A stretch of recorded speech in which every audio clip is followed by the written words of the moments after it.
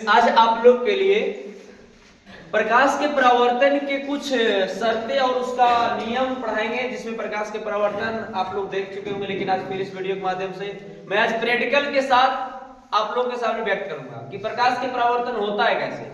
लेकिन लिखा प्रकाश का परावर्तन का कुछ आकृति है, अर्थात डायग्राम है। इस डायग्राम के अनुसार आज हम इस वीडियो में आप लोग को दिखाएंगे प्रैक्टिकल के साथ कि प्रकाश का परावर्तन जब इधर आपतित किरण पड़ती है समतल दर्पण पर तो परावर्तित हो जाती है कैसे। चलते हैं अपनी वीडियो में। कहा गया प्रकाश के परावर्तन के नियम, लेकिन मैंने प्रकाश के परावर्तन में समझाते हैं कि जब प्रकाश की किरण किसी समतल सतह पर पड़ती है तो पड़ने के बाद उसी माध्यम में लौट जाती है, तो इस घटना को प्रकाश का परावर्तन कहते हैं। और प्रकाश के परावर्तन के दो नियम होते हैं। बोला गया आपतित किरण मतलब ये परावर्तित किरण जाने वाली, और अभिलंब जो बीचों बीच होता है लंब।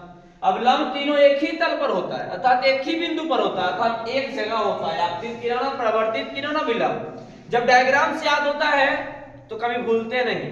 फिर बोला है आपतन कोण और प्रवर्तन कोण आपस में बराबर होते हैं, कोणाई बराबर कोणा, अर्थात जितना डिग्री पे आपतित किरण आएगी उतना ही डिग्री पे परावर्तित किरण क्या होगा, यहां से जाएगा। ठीक है, तो इस माध्यम से आप लोग के सामने एक लेजर लाइट है मेरे पास, एक वर्णी स्रोत इसको कह सकते हैं, और एक दर्पण है जो हमारे घरेलू उपयोग होता है समतल दर्पण, जो आज मैं इस बात को स्पष्ट कर दूंगा कि कैसे प्रवर्धित होती है। और फिर अगले वीडियो में देखता हूं कि प्रिज्म पर 7 रंग कैसे आता है। लाइट थोड़ा सा बंद करके हम देखते हैं, ऐसा ही अगर इस प्रकार हम देखते हैं तो नहीं हो पाता है। तो मैं आज लाइट बंद किए हैं और वो भी लाइट बंद करना। अब लाइट बंद कर दिए हैं, आप लोग को सिर्फ मेरा चेहरा दिख रहा होगा या दर्पण दिख रहा होगा, बोर्ड और सारे अंधेरा।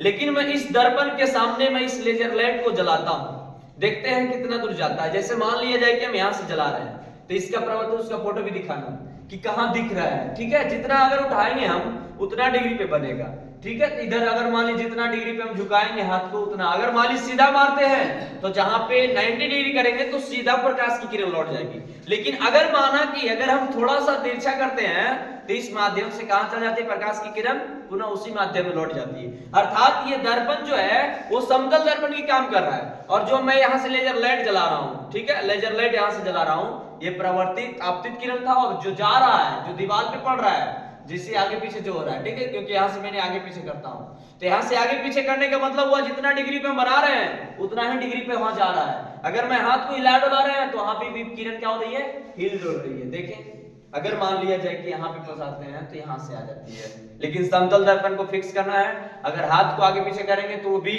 उधर प्रकाश की किरण जो परावर्तित किरण होती है वो एक माध्यम से दूसरे माध्यम में नहीं जाती है, उसी माध्यम में लौटती है। बशर्ते जितना डिग्री पे हम कोण बनाते हैं उतना ही डिग्री पर उधर जाकर परावर्तित होती है।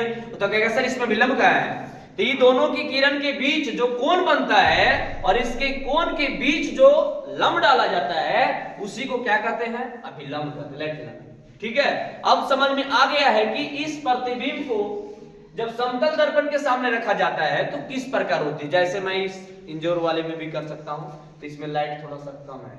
ठीक है, तो ये समतल दर्पण मैंने लिया, ये एक वर्णी स्रोत लाइट लिया जिसको तुम लोग कहते हो लेजर लाइट। तो इस नियम को समझ में आ गया होगा कि प्रकाश के परावर्तन किस प्रकार कार्य करती है। ठीक।